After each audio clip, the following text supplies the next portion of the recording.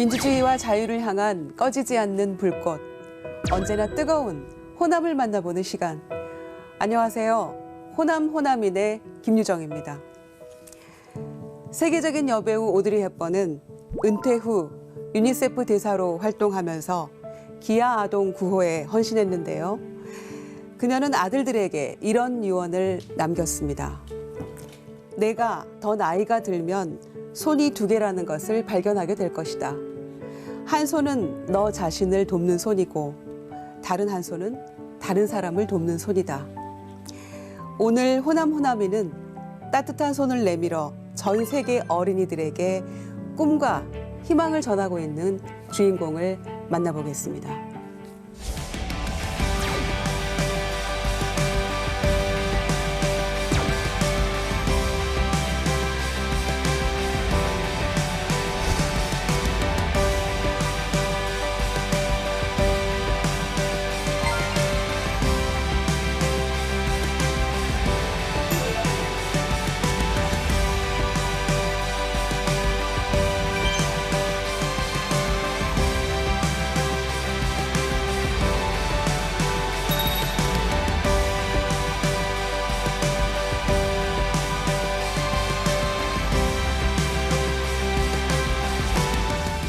호남인, 오늘은 우리나라를 대표하는 경제학자이자 한국 유니세프를 이끌고 계신 정가병 회장님 모셨습니다.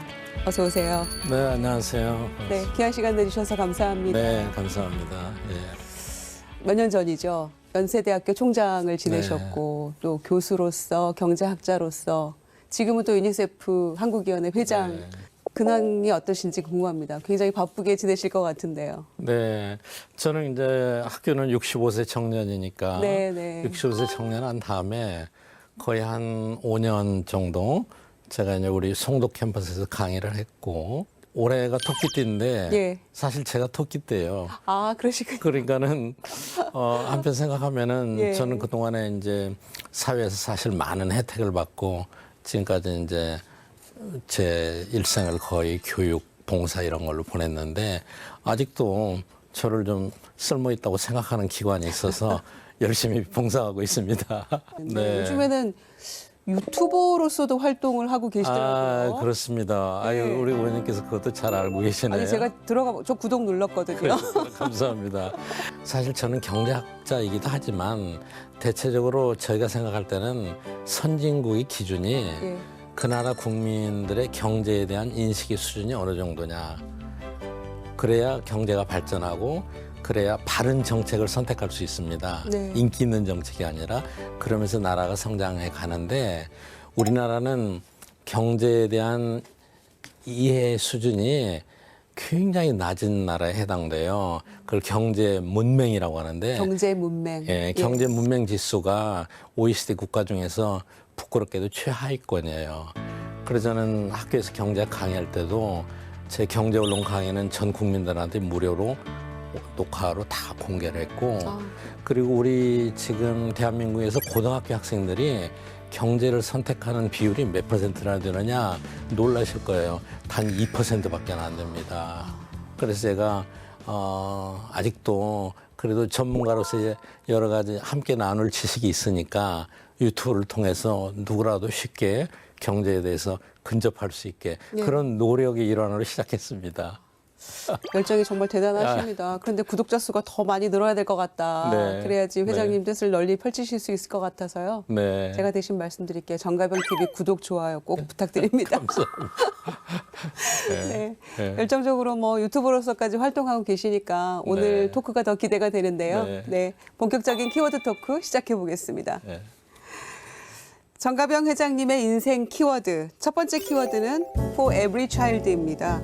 어떤 의미가 있을까요? For Every Child는 원래 이제 유니세프가 United Nations Children's Fund의 약자입니다. 네. 그래서 이제 For Every Child는 이 전 세계 많은 국제 기구 중에서 아동들의 권리와 후생을 보호하고 그걸 신장하는 게 명시적으로 들어있는 게 유니세프 헌장에 들어있습니다. 그래서 190여 개국이 서명을 하고 예. 그걸 지키겠다고 했고 그거를 위해서 일선에서 일하는 게 이제 유니세프거든요. 2021년에 이제 유니세프 한국위원회 회장으로 취임을 하셨어요. 그렇습니다. 또 어떤 인연이 있으셨어요? 유니세프하고 제가 직접적인 인연은 없었고요. 네. 과거에도 저는 이제 저개발국의 경제 발전 이런 거에 관심이 많았고 네. 어려운 나라들 뭐 UNDP나 이런 걸로 해서 그런 활동을 많이 했었어요. 또 사회와 또 특히 아이들을 위해서 네. 봉사하는 마음 없이는 이게 선뜻 이게 네. 받아들이기 어려우셨을 텐데 네. 이런 일을 또 네. 해주고 계시네요. 이 유니세프 한국위원회에서는 주로 어떤 일들을 하고 계시는지요? 그러니까 한국위원회라고 하면은 유니세프 회원국이 한 190여 개 됩니다. 네. 근데 회원국이 이제 두 개 그룹으로 나눠져 있어요. 하나는 도움을 받는 나라, 예. 하나는 이제 도움을 주는 나라. 이 도움을 주는 나라는 우리 한국처럼 국가위원회가 있습니다. 그래서 그 국가위원회가 유니세프를 대표해서 독립적으로 한국에서 활동을 하는데 예. 우리는 이제 국가의 신분이 도움을 주는 나라로 바뀌었기 때문에 제일 많이 하는 것은 저 어려운 나라의 아이들을 위해서 펀드레이징, 모금을 하는 걸 제일 많이 하고 예. 그러면 이제 국내에서는 어떤 활동을 하느냐 아동들의 권익, 아동들의 후생, 교육을 위해서 여러 가지 할 수 있는 일들을 많이 하는데 그중에 대표적인 게 아동 친화 도시 사업을 하고 있어요. 그건 어떤 건가요? 그러니까 아동 친화 도시가 되려면은 적어도 이런 기준을 갖춰야 된다 하는 예. 유니세프의 가이드라인이 있습니다. 그러니까 그 예를 들어서 뭐 그 지방자치단체가 예산도 얼마 이상 배정해야 되고 그 어린애들을 위한 제도도 만들어야 되고 실무과도 만들어야 되고 어린이 문화시설도 얼마 해야 되고 그러니까 모두 다 아동들을 위한 것이죠. 예. 그 가이드라인을 패스하면은 유니세프가 인정하는 아동 친화 도시가 됩니다. 그리고 더 나아가서 이제 저희가 앞으로 추진하고 있는 사업이 아동 친화 병원, 아동 친화 학교, 아동 친화 기업. 아동 친화 기업은 최근부터 저희가 캠페인을 하고 있는데 우리 한국에서는 또 출산율이 굉장히 낮잖아요. 예. 그러니까 아동 친화 기업이 되려면은 육아 시설도 같이 있어야 되고 또 출산을 장려하는 여러 가지 프로그램 이런 것들이 굉장히 많습니다. 사실 인류의 미래는 아이들한테 달려 있는데 우리한테 장기적으로 볼 때 가장 비극적인 뉴스는 아이들이 자꾸 줄어들고 있는 것이라는 거죠. 글쎄 예. 근데 앞에 이제 한국 유니세프에 대해서 한두 가지 제가 네. 보완적으로 설명하면은 네. 한국 유니세프는 세계 190여 개 회원국 중에서 가장 자랑스러운 기록을 몇 가지 갖고 있습니다. 그래요? 어떤 네. 기록들이 있을까요?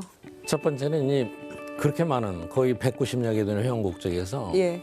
도움을 받는 나라였다가 도움을 주는 나라로 바뀐 것은 대한민국이 유일합니다. 그러네요.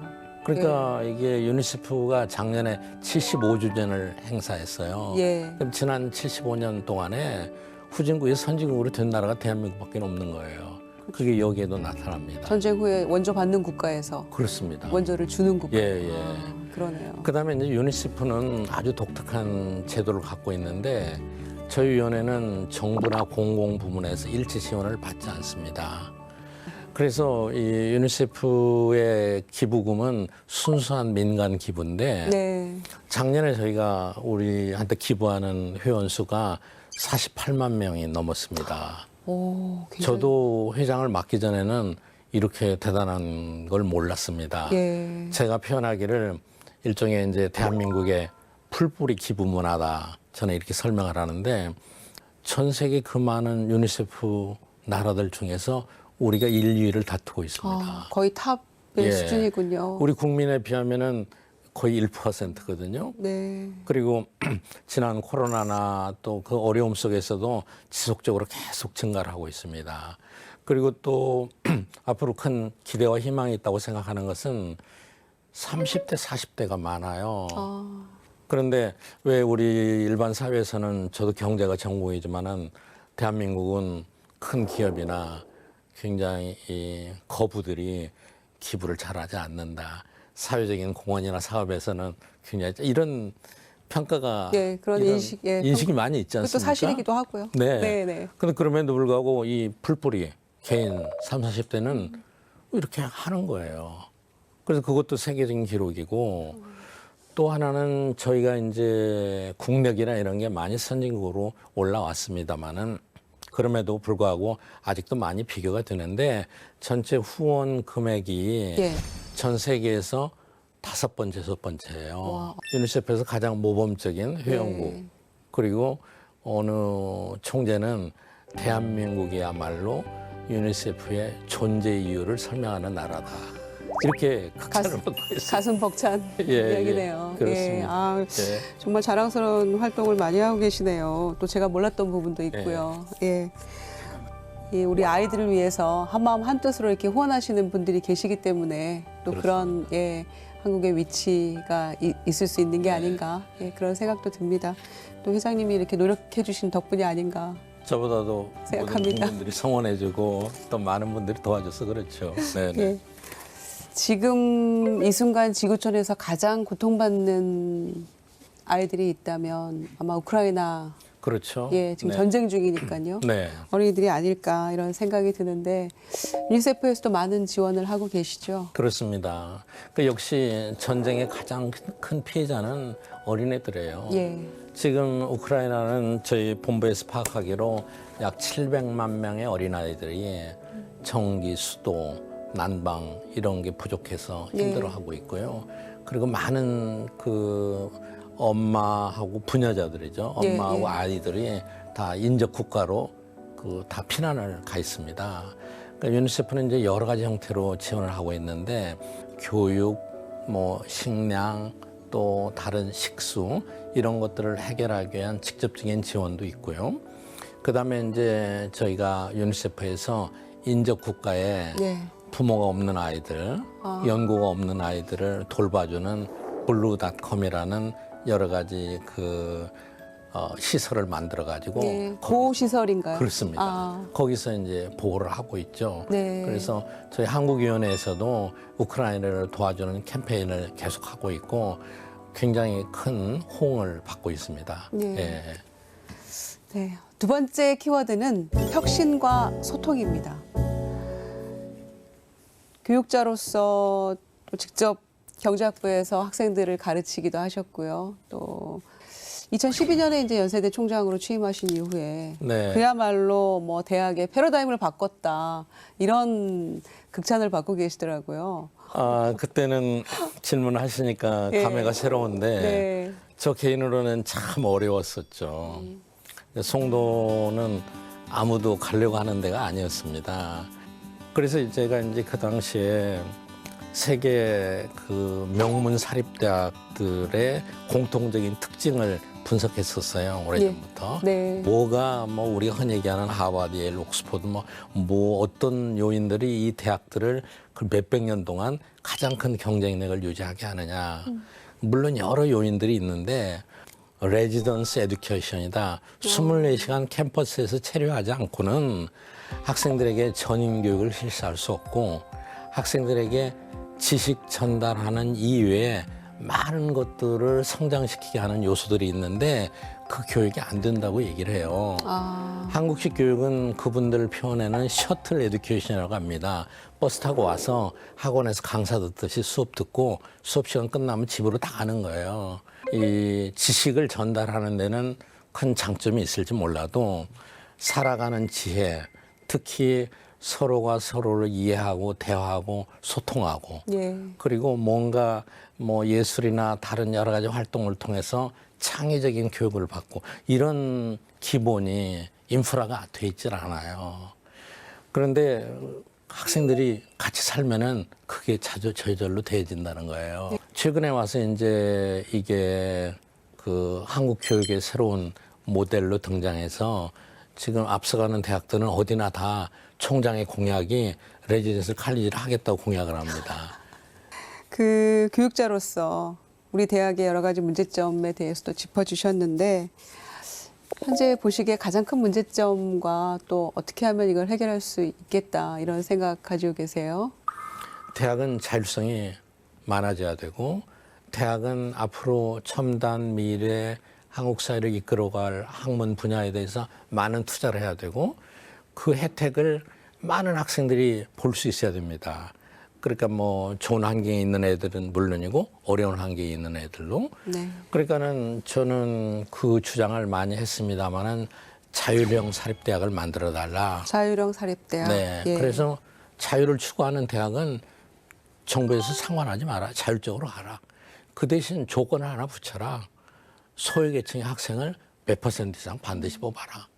그러니까 뭐 아이비리그나 이런 대학들도 등록금이 그렇게 비싸지만은 자비로 공부하는 아이들은 그렇게 많지 않습니다. 우리 학은 72%가 다 장학금으로 다닙니다.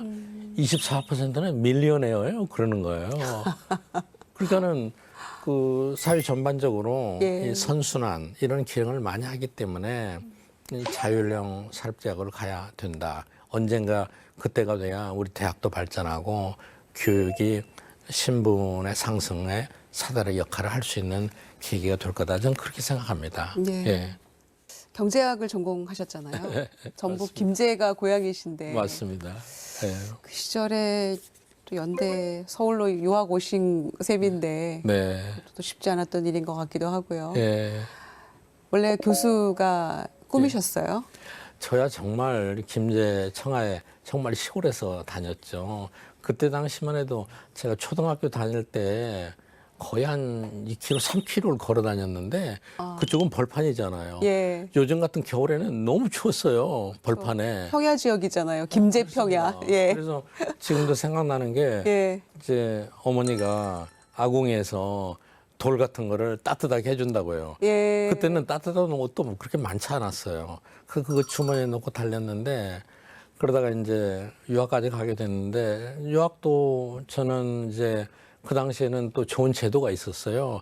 정부에서 국비 유학을 보내주는 제도가 있었어요. 그래서 저는 사회 혜택을 많이 받았다고 생각하는데 예. 또 그 혜택을 받아서 유학을 가게 됐고 예. 또 이렇게 됐네요. 아직도 그러니까는 뭐 제자 양성하시면서 사회 환원하고 계시잖아요. 네, 그러니까는 제 생각에 지금 현재 우리 사회에도 예. 그런 길들이 많이 열려 있으면 좋겠어요. 잠재력이 있는 아이들이 주변의 어려운 환경 때문에 그 잠재력을 다 꽃피우지 못하는 그런 사회는 발전하기 어렵거든요. 예. 그게 제일 안타까울 때가 많습니다. 아마 회장님 직접 경험하신 그런 일들이기 때문에 예. 아마 우리 대학 교육도 그런 방향성을 네. 가져야 된다. 예. 예, 더 아마 실감하고 계시는 것 맞습니다. 같습니다. 예. 경제학자시니까요. 많은 또 경제와 관련 책도 펴내셨고 칼럼도 쓰셨고 특히 저는 만화 연재 네. 네, 제목이 만화로 읽는 알콩달콩 경제학. 경쟁을 너무 어렵게 쓰니까 사람들 기피하고 경제에 대한 인식이 부족하면은 항상 국가의 경제 정책은 그래도 국민들이 어떻게 이해하느냐 인기에 거슬려서 정책이 갈 수가 없거든요. 그런데 인기 있는 정책이 반드시 좋은 정책이 아닐 때가 많아요. 예, 예. 지금은 우리가 어렵지만은 허리띠 졸라매고 미래를 위해서 이건 좋은 정책이다. 그러면 국민들이 선택할 수 있어야 되거든요. 국민들이 그 정도 기반에 있어야 좋은 정치인을 만들어주는 거 아니겠습니까? 예. 근데 저는 그 당시에는 그게 너무 부족하다고 생각했어요. 예. 그래서 외환위기 난 직후에 제가 어느 경제신문에 직접 먼저 전화를 제의를 했어요. 내가 경제를 아주 쉽게 풀어서 쓸 테니까 칼럼 코너 하나 달라. 예. 일주일에 한 번 쓰겠다. 그때 이제 한 달만 연재하고 예. 인기가 없으면 그만두자. 그랬어요. 그래서 처음 칼럼 제목이 첫사랑의 경제학이었습니다. 그러다가 이제 나중에 중고등학교 교과서를 제가 만화로 바꿨어요. 경제 교과서를. 예. 그래서 어떤 때는 저희 연세대학에 들어오는 입학생들 면접 보다 보면은 너 왜 연세대학에 왔냐 그러면 어느 학생 그랬어요. 여기 저 만화책 예, 보고 예. 아니, 그런 아이들이 너무 있었어요. 충분히 가능한 일이거든요. 그러다가 이제 나중에 어느 일간지에서 예. 그 만화를 일반 시민들이 알 수 있게 저희한테 한번 연재하자. 세 번째 키워드는 인생 2막입니다. 네. 지금 유튜버로서 활동하고 계시고 다양한 활동하고 계시는데 지금이 회장님의 인생 2막이라고 볼 수 있을까요? 저만을 위한 이런 일은 저는 못하겠어요, 이제는. 저는 기본적으로 그렇게 생각하고 있고요. 예. 또 이제 제 주변에는 아무래도 교수들이 많으니까. 예, 예. 그래서 이제 요즘 제가 구상하고 있는 것 중에 하나가 예. 이 은퇴한 전문가들, 지식인들의 경험과 지혜를 같이 쉐어링하는, 공유하는 플랫폼을 하나 만들자. 예. 그래서 지금 그거를 구상하고 있고 꽤 진전이 있습니다. 아. 뭔가 그 의미 있고 예. 사회에 좀 기여할 수 있고 본인도 그런 걸 통해서 좀 만족감을 느끼고. 네. 굉장히 좋은 아이디어. 예, 그걸 하고 있고 예. 우리가 젊었을 때 열심히 일하고 자녀들 키우고 교육시키고 이럴 때는 또 가정을 위해서 열심히 하는 것들이 아주 의미 있는 일이지만은 또 어느 시점에 지나가면은 자기가 가지고 있는 거 공유할 수 있는 거 예. 같이 사회에 공유하고 그것도 큰 행복의 하나 아닐까 예. 저는 이렇게 생각합니다. 그게 회장님이 앞으로 더 이루고 싶은 그런 공유 플랫폼 만드시는 게 그게 꿈이라고 해도 그렇습니다. 네. 예, 그렇군요. 예. 아이고, 말씀 듣다 보니까 정말 시간 가는 줄 모르고 예. 예. 재미있게 감동적으로 들었는데요. 네. 끝으로 호남인 우리 시청자분들도 굉장히 아마 반갑고 감동적인 그런 마음으로 아마 보고 네. 계실 텐데 한 말씀 부탁드립니다. 네, 저 오늘 초청해 주셔서 대단히 감사하고요. 또 언제부턴가 우리 호남인들이 어느 조직에 있으나 소외되는 경우가 많이 있습니다. 그럼에도 불구하고 잠재력이 있는 분들 예. 어렸을 때부터 잘 길러줄 수 있어야 되고 우리가 이제 할 수 있는 것은 호남의 그 잠재력이 있는 많은 젊은 인재들을 정말 잠재력을 충분히 발휘하고 꽃을 피울 수 있게 그거를 길러주는 일에 우리가 열심히 하면 좋을 것 같습니다. 예, 평생 교육자로서 헌신해 오신 회장님의 한 말씀 감동적인 한 말씀이셨습니다. 감사하고요. 앞으로 또 유니세프 한국위원회 위상이 또 그만큼 높아졌는데 회장님이 앞으로의 또 더 역할이 더 크실 것 같습니다. 네. 예. 네, 오늘 호남호남이는 우리나라를 대표하는 경제학자이자 교육자 그리고 봉사와 소통으로 인생 2막을 펼치고 계신 유니세프 한국위원회 정가병 회장님과 함께했습니다. 저희는 더 좋은 모습으로 호남에서 다시 뵙겠습니다. 감사합니다. 감사합니다.